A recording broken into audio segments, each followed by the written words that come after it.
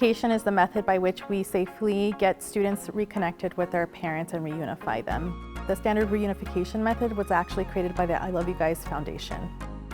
A reunification happens whenever the school or the building is no longer safe to be in, and so it can be any situation. It can be a water main break, it could be a loss of power, a severe weather event. Any of those situations could result in a reunification.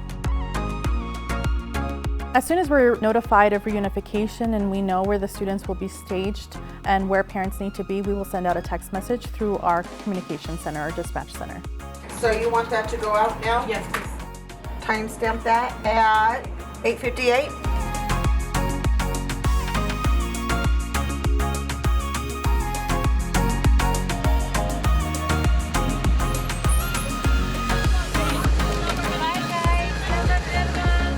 The most important thing a parent can do when an incident is starting or you get notified of something happening at your student's school is just to be patient and wait for direction from the school district or the school about next steps. You don't want to approach the school as it is potentially an unsafe situation, and as soon as the district or the school has the appropriate information, they'll let you know where to go. The most important thing for us while students are in our care is that they're having as a stress-free time as possible. So that means we're entertaining them, we have movies playing, they are with trusted adults, we have EMS, fire, police, we have school nurses, social and emotional liaisons, we have social workers, directors of student support services. All of those pieces are accounted for, and we're all here working together to make sure the students are safe and feel safe. Once the parent's notified of reunification and where to go, they'll arrive on site. They'll probably see a line of parents already, or they might be the first ones there. The biggest thing is that they're going to make sure that they have their valid ID on them. They'll get in line. There will be a person managing the line and will hand them a card. The card they'll fill out with their students' information, their information, and then they'll move through the line in order to get to the next point.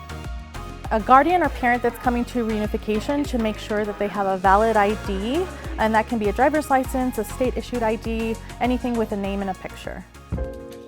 While the students are in our care, it's our responsibility to make sure that they're safe. And until we reunify that student with their parent, they're our responsibility. Accountability is really important in this situation, and we want to make sure that each student is accounted for and that every parent gets the right student.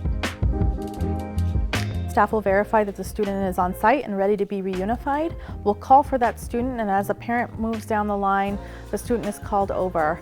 So we make sure that we're calling the right student up, that the student feels safe going with the person that's there to pick them up. At the very last spot, they will be reunified with their parent, and final checkout will be with the principal.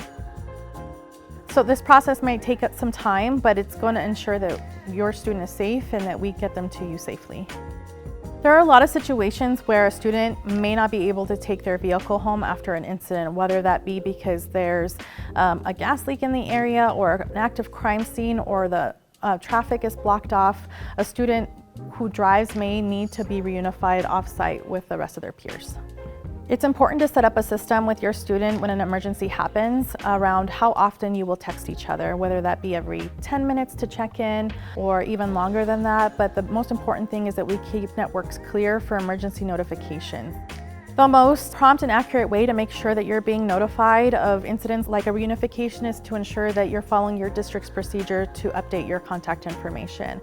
The only way you'll get the most up-to-date information is if your contact information is up to date, as well as that you're opted into any text messaging that's available through your district.